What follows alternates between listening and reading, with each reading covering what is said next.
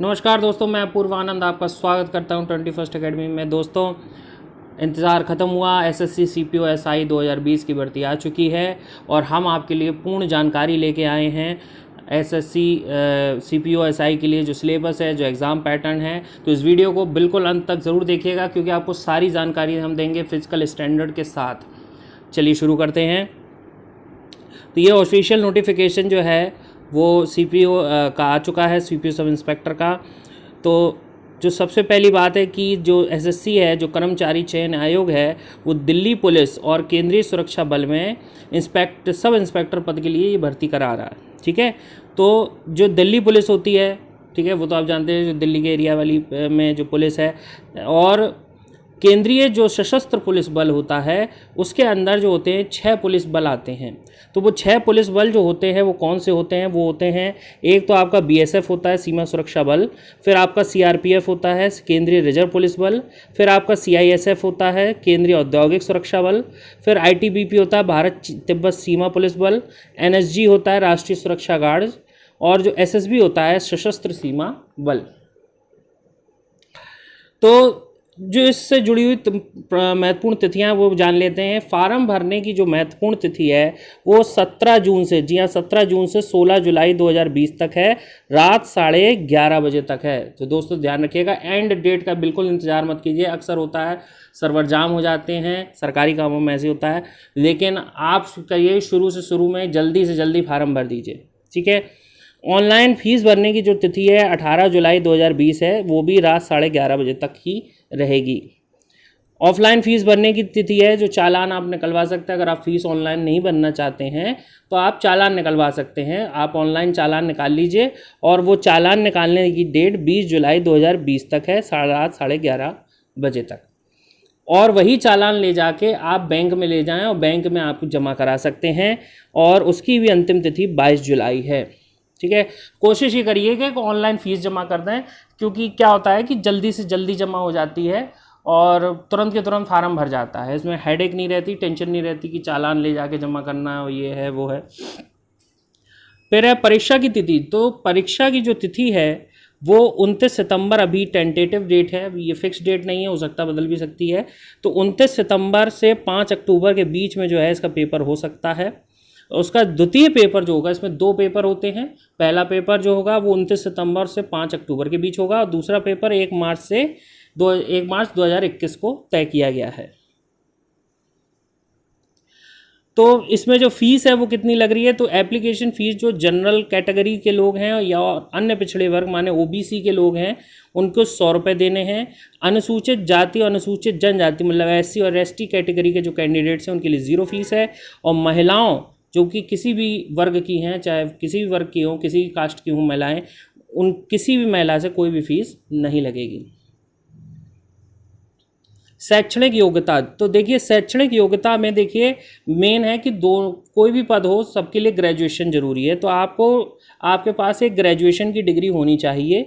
ठीक है, तो स्नातक की उपाधि मांगी गई है, स्नातक की डिग्री मांगी गई है। सिर्फ दिल्ली पुलिस वाले में देखिए यहाँ भी स्नातक किसी भी स्ट्रीम से उन्होंने बैचलर डिग्री मांगी है, लेकिन दिल्ली पुलिस में उन्होंने एक ड्राइविंग लाइसेंस भी मांगा है। ठीक है, तो आपके पास एक वैध जो है ड्राइविंग लाइसेंस होना चाहिए, वैलिड ड्राइविंग लाइसेंस होना चाहिए।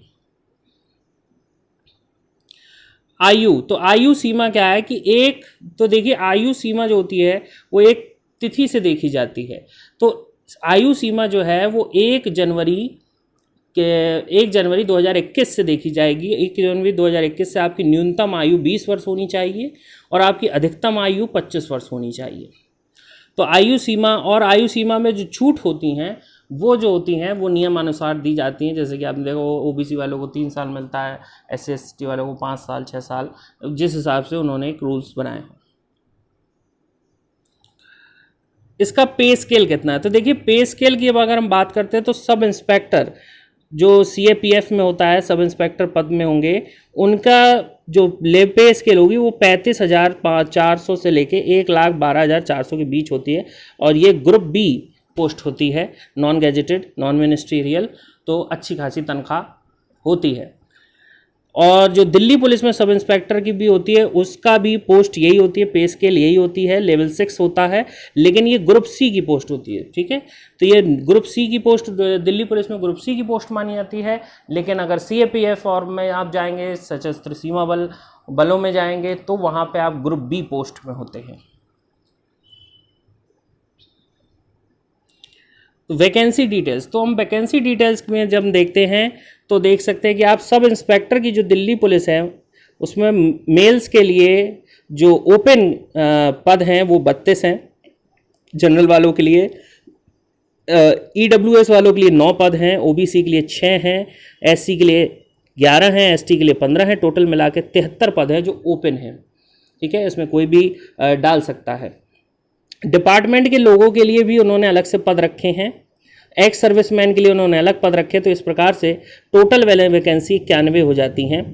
ठीक है, तो हमें जो है, जो आपकी ओपन वैकेंसी, अगर आप फ्रेश विद्यार्थी हैं, अगर आप डिपार्टमेंट से जुड़े हुए नहीं हैं किसी भी डिपार्टमेंट से, तो आप फ्रेश विद्यार्थी हैं, और फ्रेश विद्यार्थी के लिए जो है वो जो ओपन वैकेंसी हैं वो उनमें आप भर सकती हैं। सब इंस्पेक्टर दिल्ली पुलिस में महिलाओं की जो वैकेंसी हैं वो ओपन है पूरी वैकेंसी।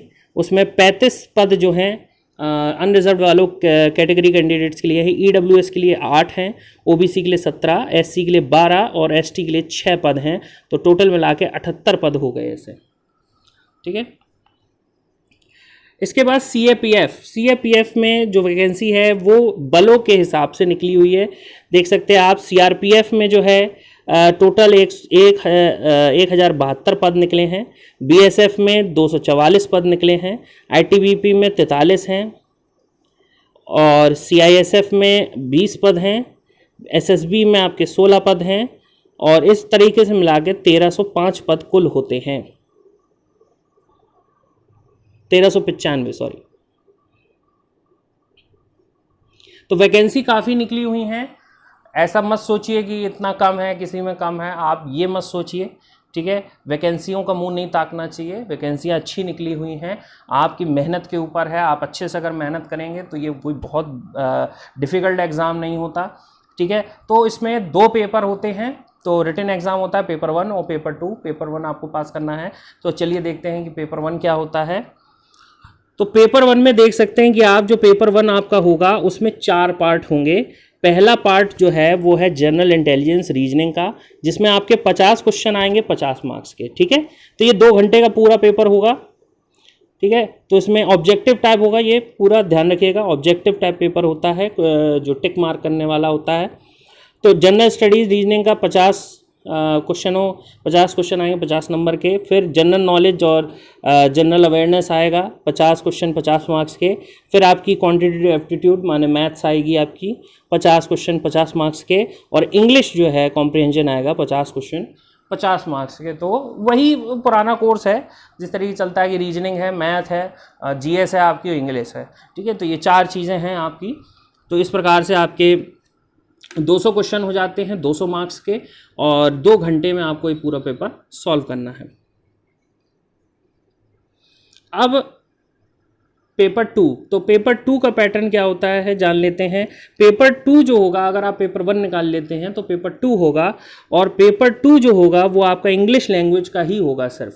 ठीक है, तो इंग्लिश लैंग्वेज का होगा, और इसमें 200 क्वेश्चन आएंगे 200 मार्क्स के, और 2 घंटे का पेपर ये पूरा होगा। ठीक है, तो ये बहुत डिफिकल्ट पेपर नहीं होता इंग्लिश का, इसमें पूरा कॉम्प्रिहेंशन बेस्ड होता है, ग्रामर बेस्ड होता है। ठीक है, जिसको आप अच्छे से मतलब मिनिस्टर कर सकते हैं और तैयारी कर सकते हैं।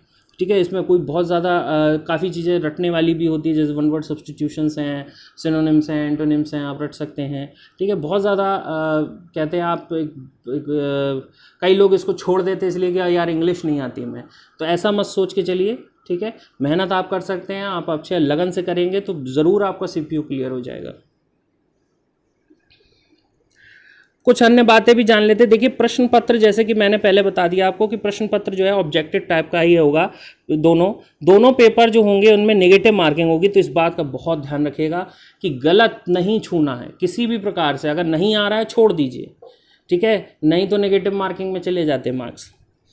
अब यहाँ बात आती है एनसीसी वालों के लिए। तो अक्सर एनसीसी वाले भी इसमें पार्ट लेते हैं, तो एनसीसी वालों को जो है बोनस नंबर दिए जाते हैं।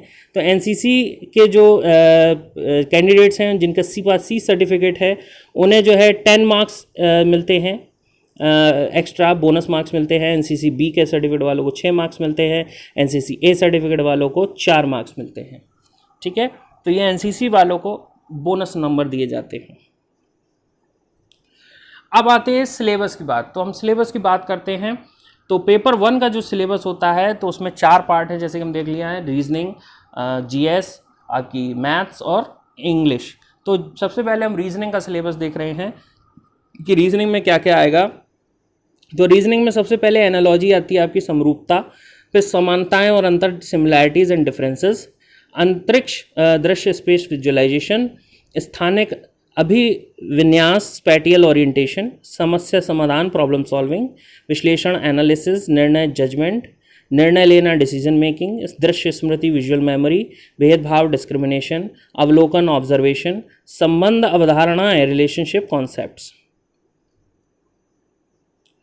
फिर आपका आता है अंक गणितीय तर्क, अरिथमेटिकल रीजनिंग, आंकड़ा वर्गीकरण, फिगर क्लासिफिकेशन, अंकगणित संख्या श्रृंखला, अरिथमेटिक नंबर सीरीज, गैर मौखिक श्रृंखला, non verbal series, coding decoding, आपकी स्टेटमेंट कंक्लूजन, सिलोजिस्टिक रीजनिंग आती है, वेन डायग्राम आपके आते हैं, ड्राइंग इन्फ्रेंस हो गया आपका, पैटर्न फोल्डिंग अनफोल्डिंग वाले सवाल आते हैं, एम्बेडेड फिगर्स जो होते हैं ढूंढने होते हैं, जिसमें क्रिटिकल थिंकिंग जैसे प्रश्न पूछे जाते हैं,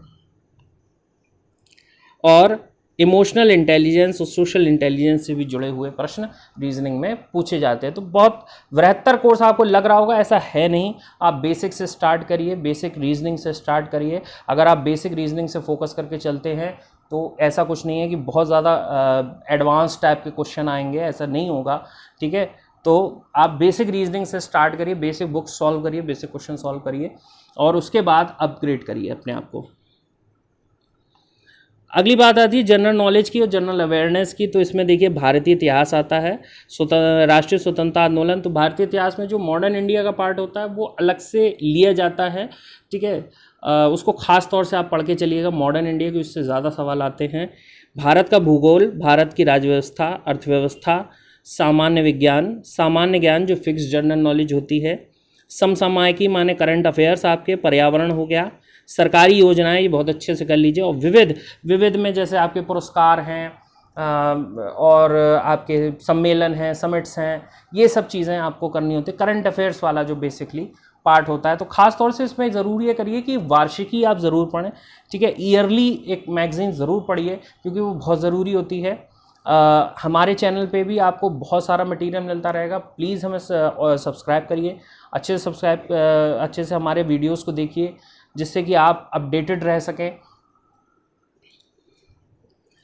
अब आती है मैथ की बारी। तो देखिए मैथ में क्या होता है कि संख्या पद्धति जो पहला चैप्टर है कि सबसे पहले नंबर सिस्टम आता है, फिर simplification, HCF LCM, decimal fractions, square roots and cube roots, वर्गमूल, घनमूल, औसत, संख्याओं पर आधारित प्रश्न, आयु संबंधी प्रश्न, ठीक है, घातांकरणी, सर्ट्स एंड इंडिसेस, प्रतिशतता, परसेंटेज, लाभ हानि, प्रॉफिट एंड लॉस, अनुपात, समानुपात, रेशियो एंड प्रोपोर्शन, पार्टनरशिप, साझा, कंपाउंड प्रोपोर्शन, मिश्र अनुपात, टाइम एंड वर्क, समय तथा कार्य, पाइप व टंकी के प्रश्न, आपके पाइप्स एंड सिस्टम, समय तथा दूरी, time and distance, problems on trains, boats and stream, alligation and mixture, साधारण ब्याज, चक्रवृद्धि ब्याज, मिंसुरेशन, एल्जेब्रा बहुत अच्छे से करिएगा क्योंकि एल्जेब्रा काफ़ी अच्छे प्रश्न आते हैं सीपीयू में। त्रिभुज आपके, क्वाड्रिलेटरल, सर्कल, वृत्त, बहुभुज, पॉलीगन्स, प्रिज्म, ठीक है, परिपत्र कोण, सर्कुलर कोण आपके, गोला क्षेत्र, स्फीयर्स, गोलार्ध, हेमिस्फीयर, त्रिकोणमिति, ठीक है, डिग्री और रेडियन उपाय आपके आते हैं, मानक पहचान, पूरक कोण, complementary angles, heights and distance, histogram, frequency polygon, bar graph और पाई चार्ट। ठीक है, तो मैथ में देखिए मैथ को इस तरीके से लेके चलिए कि आप अगर कई लोग होता है, कई लोग ये कहते हैं कि हम मैथ्स जो है वो पूरा नहीं कर पाते। अगर आप ऐसा है कि आप मैथ्स को पूरा नहीं कर सकते तो सर्टेन सेक्टर्स उठा लीजिए। ठीक है, पिछले ईयर्स के पेपर्स के साथ देखिए, अगर आप मैच करिएगा तो एक सर्टेन सेक्टर्स पे ज़्यादा फोकस किया जाता है। उन फोकस सेक्टर को उठाइए, पहले उनको करिए, फिर उसके बाद बात के बात करिएगा। ठीक है, देखिए आप अगर देखेंगे तो इसमें कुछ आपको 10 या 15 चैप्टर ऐसे मिल जाएंगे, बल्कि 10 ही चैप्टर मिल जाएंगे जो जिनमें से ज़्यादा प्रश्न आते हैं, तो उनको ज़्यादा करिए, उसके बाद बाकी के चैप्टर करिएगा। अब बात आती है इंग्लिश कॉम्प्रिहेंशन की। तो इंग्लिश कॉम्प्रिहेंशन में क्या क्या चीज़ें आती है, आपके इडियम्स एंड फ्रेजेस आते हैं, सिनोनिम्स, एंटोनिम्स पूछे जाते हैं आपसे, वन वर्ड सब्स्टिट्यूशन आएंगे, सेंटेंस इंप्रूवमेंट करने को आएंगे। आपको गलत सेंटेंस दिया होगा, सेंटेंस एक दिया होगा, उसका एक पार्ट आपको कहेंगे कि इसको बदल दीजिए, इसमें कोई गलती है, पूरा चेंज कर दीजिए पार्ट। सेंटेंस फिलर आते हैं, fill in the blanks type के आएंगे, एरर आएंगे, एरर डिटेक्शन आता है, क्लोज टेस्ट आता है, ये भी एक फिलर ही होता है, लेकिन फिल अप द ब्लैंक्स की तरह होता है, लेकिन इसमें पैसेज की तरह दिया होता है, उसमें बीच बीच में आपको भरना होगा। अनसीन पैसेज आते हैं, स्पेलिंग्स आती हैं, स्पेलिंग्स आपको 4 ऑप्शन दिए होते हैं, सही स्पेलिंग उसमें चुननी होती है। और सेंटेंस रीअरेंजमेंट होते हैं, ऊपर नीचे प्रश्न दिए होंगे, वो आपको सही से करके लाइन से सीरीज से लगाने होते हैं सेंटेंसेस को। अब आती है बात सिलेबस पेपर 2 की। तो पेपर 2 का जो सिलेबस होता है उसमें सेम चीज़ आती है, ठीक है, और बस बड़ा करके आता है। देखिए जो पेपर 1 में आपसे इंग्लिश पूछेंगे वही पेपर 2 में भी पूछेंगे, लेकिन थोड़ा ज़्यादा क्वेश्चन पूछेंगे, हो सकता है ज़्यादा, थोड़ा सा घुमा भी सकते हैं कभी कभी, वैसे ज़्यादातर नहीं घुमाते, ज़्यादातर बस वो बड़ा हो जाता है पेपर। ठीक है, आप प्रीवियस ईयर पेपर उठाइएगा तो आप देखेंगे कि ऐसा कोई उन्होंने बहुत टिपिकल टाइप का क्वेश्चन नहीं पूछते इंग्लिश में, ठीक है, और ना ही वो कॉम्प्लिकेटेड करते, बस पेपर ज़्यादा बड़ा हो जाता है, लेंदी हो जाता है, इसलिए लोगों का छूट भी जाता है। तो इडियम्स एंड फ्रेजेस इसमें वही है, synonym, antonym, one word, sentence improvement, fillers, detection, cloze test, unseen passage, spelling और रीअरेंजमेंट, ये सब वही आएंगे। और ये 200 क्वेश्चन देंगे इसमें, तो 200 क्वेश्चंस आने हैं 200 मार्क्स के। तो बहुत अच्छे से इंग्लिश पे बहुत अच्छे से फोकस करके चलिए। अब बात आती है फिजिकल स्टैंडर्ड टेस्ट और फिजिकल एंड्योरेंस टेस्ट की। तो देखिए जब आप पेपर 1 पेपर 2 पार कर लाते हैं तो आता है फिजिकल टेस्ट होगा आपका। तो फिजिकल जो स्टैंडर्ड टेस्ट होगा उसमें आपकी हाइट और चेस्ट नापी जाती है एक्सपेंड करके अनएक्सपेंडेड रूप में।